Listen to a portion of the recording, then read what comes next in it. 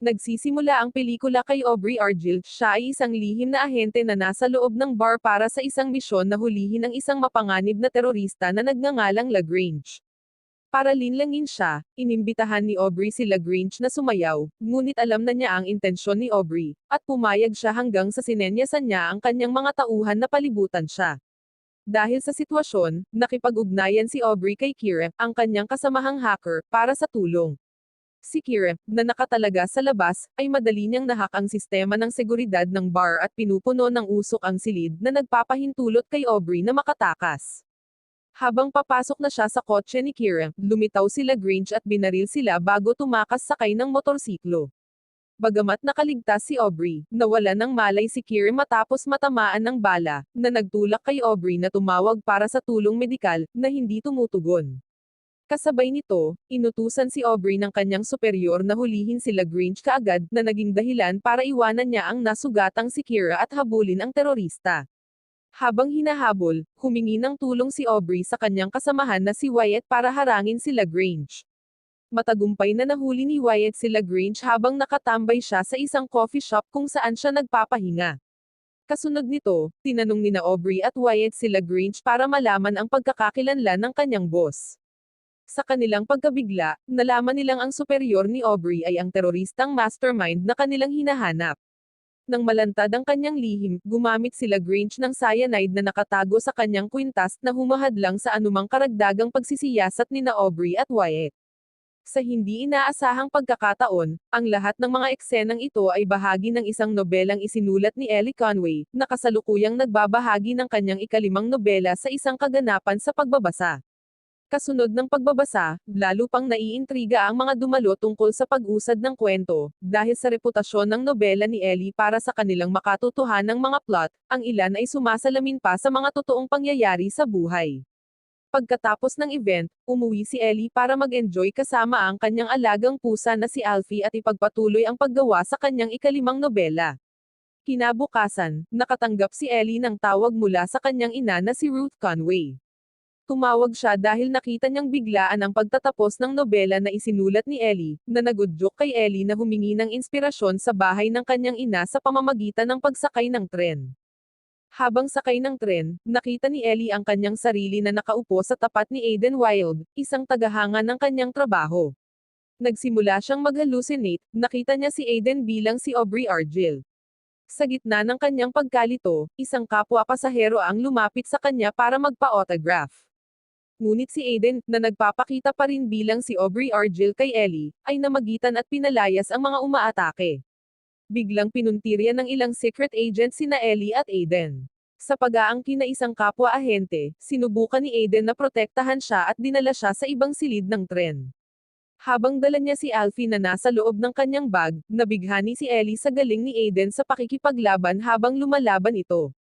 Sa kasamaang palad, nang sila ay lilipat na sa ibang silid, sina Ellie at Aiden ay hinarang ni Carlos kasama ang kanyang mga tauhan, na dating dumalo sa Argyle book reading event. Pagkatapos ay dinala ni Aiden si Ellie sa pintuan ng huling silid kung saan itinutok ni Carlos at ng iba pa ang kanilang mga baril. Habang sinusubukan niyang pakalmayin si Carlos at ang kanyang mga tauhan, agad na binuksan ni Aiden ang pinto ng tren, inilagay ang parachute sa kanilang likod, at inilabas si Ellie sa tren bago sila mapatay ni Carlos. Maya-maya, si Ellie, na nawala ng malay habang lumilipad kasama si Aiden, ay nagkamalay sa isang kahoy na cabin. Di nagtagal, lumitaw si Aiden, na ngayon ay malinis na at wala ng balbas. Ipinaliwanag niya na binabantayan niya siya sa loob ng 5 taon upang protektahan siya mula sa isang grupo ng mga lihim na ahente na tinatawag na Division, na pinamumunuan ng isang tiwaling tao na nagngangalang Ritter. Ayon kay Aiden, naniniwala ang mga ahente ng Division na ang mga nobela ni Ellie na nagtatampok kay Argyle ay maaaring mahuhulaan ang mga kaganapan sa hinaharap na nagudyok sa kanilang pagtugis na kunin ang susunod na storyline mula sa kanya. Samantala, sa punong tanggapan ng Division, nagalit si Ritter sa kabiguan ng kanyang deputy director na makuha si Ellie. Naghinala siya na ang ikalimang nobela ng Argyle book ni Ellie ay maaaring magbunyag ng kinaroroonan ng isang flash drive na naglalaman ng lahat ng ebidensya laban sa kanya. Dahil sa galit at dahil sa kawalan ng kakayahan ng kanyang nasasakupan, kinuha ni Ritter ang isang mahabang baril at pinatay ang kanyang deputy director. Samantala, pagkatapos na maunawaan ni Ellie ang bigat ng sitwasyon, inihatid siya ni Aiden sa London upang makipagkita sa isang hacker na nagngangalang Bakunin at isecure ang master data file na hinahangad ni Ritter. Sa paglalakbay, ipinahayag ni Aiden na nakipagkita siya kay Bakunin dati ngunit nabigo ang hacker na magpakita. Humingi siya ng tulong kay Ellie sa paghahanap kay Bakunin sa pamamagitan ng kwento ng kanyang ikalimang nobelang Argyll, at ubiling sumama si Ellie kay Aiden sa isang espesyal na eroplano ng lihim na ahente kahit na sa una ay tumanggi siya dahil sa kanyang takot sa matataas. Habang nasa eroplano, sinubukan siyang pakalmayan ni Aiden hanggang sa tuluyang maging mahinahon at ma-enjoy niya ang biyahe. Pagdating sa London, ginabayan ni Aiden si Ellie sa isang pulong kasama si Bakunin sa isang parke kung saan hinimok niya itong kumpletuhin ang huling kabanata ng kanyang ikalimang Argyll novel. Pagkatapos ay tinalakay ni Ellie ang pangwakas na eksenang isinulat niya na kinasasangkutan ni Argyll na nakikipagkite sa isang hacker sa London ngunit nahirapan siya na bumuo pa ng storyline. Iniisip niya ang isang plot point mula sa kanyang nobela kung saan gumamit si Argyll ng telepono na may tracking chip para makipag-ugnayan sa hacker. Sa kasamaang palad, nai-dispose ni Aiden ang telepono, at nang marinig ito, mas naniwala si Ellie na si Aiden ang karakter na si Argyll sa totoong mundo. Di nagtagal, nakakuha si Ellie ng ideya na hanapin ang punong tanggapan ni Bakunin sa pamamagitan ng pag-hack ng satellite, at nang hindi nag-aksaya ng oras, ginamit ni Aiden ang kanyang mga kasanayan sa pag-hack hanggang sa matagpuan niya ang lokasyon ng punong tanggapan ng hacker. Lingid sa kanilang kaalaman, ang ilan sa mga tagahanga ni Ellie ay lumilitaw na nagre-record at nag-live streaming ng kanilang mga aktibidad habang si Ritter ay matagumpay na naglagay ng mga surveillance camera sa parke, na nagpapahintulot sa kanya na subaybayan ang mga galaw ni na Ellie at Aiden.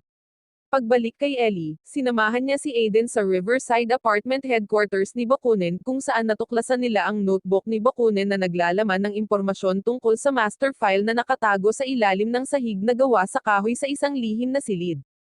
Kasabay nito, inutusan ni Ritter ang kanyang mga tauhan na salakayin ang tirahan ni Bakunin.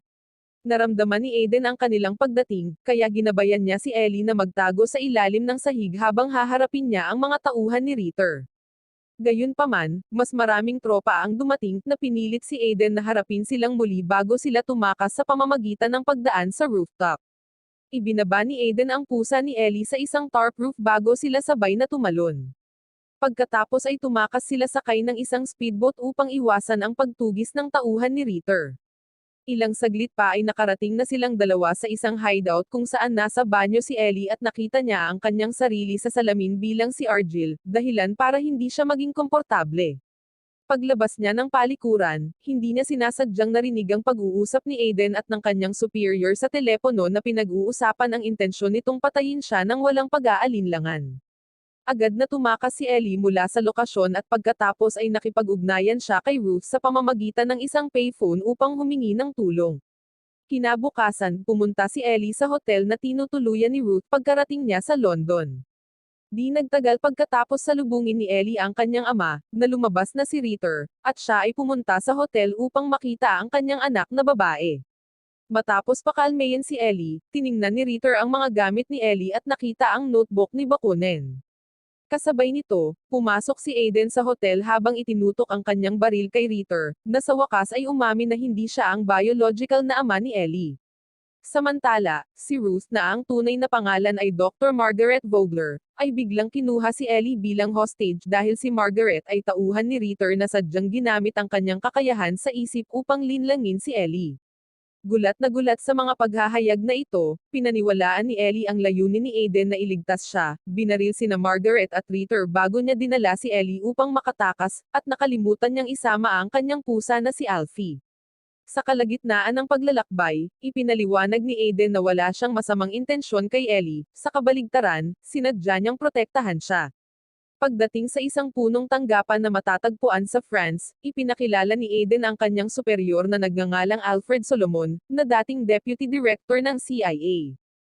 Ilang sandali matapos ipaalam ni Alfred na ang tunay na pangalan ni Ellie ay Rachel Kyle, siya ay isang pinakamahusay na espesyal na ahente sa kanyang koponan at ang karakter na sinulat niya sa nobela ay imahinasyon lamang ng kanyang sarili. Tila hindi makapaniwala si Ellie hanggang sa maghagis ng suntok si Aiden patungo sa kanya na nagawa niyang pigilan. Pagkatapos ay ikinuwento niya na 5 taon na ang nakakaraan ay nagka-amnesia si Ellie dahil sa isang aksidente habang nasa isang misyon na kunin ang master file mula kay Bakunin. Sa kasamaang palad, noong naospital si Ellie, sina Ritter at Margaret ang unang nakatagpo sa kanya. Nagsinungaling sila sa pag-aangkin na sila ang mga magulang ni Ellie at na-brainwash siya sa pamamagitan ng kakayahan ni Margaret sa isip. Sa kanyang oras sa ospital, sina Ritter at Margaret ay patuloy na nagtatanong kay Ellie upang sabihin sa kanila ang tungkol sa nawawalang master file. Nang mabigo ang diskarte na iyon, pareho silang nagsinungaling na nagsasabing si Ellie ay isang manunulat ng nobela sa pag-asang magsulat siya ng mga kwento tungkol sa kanyang mga nakaraang alaala.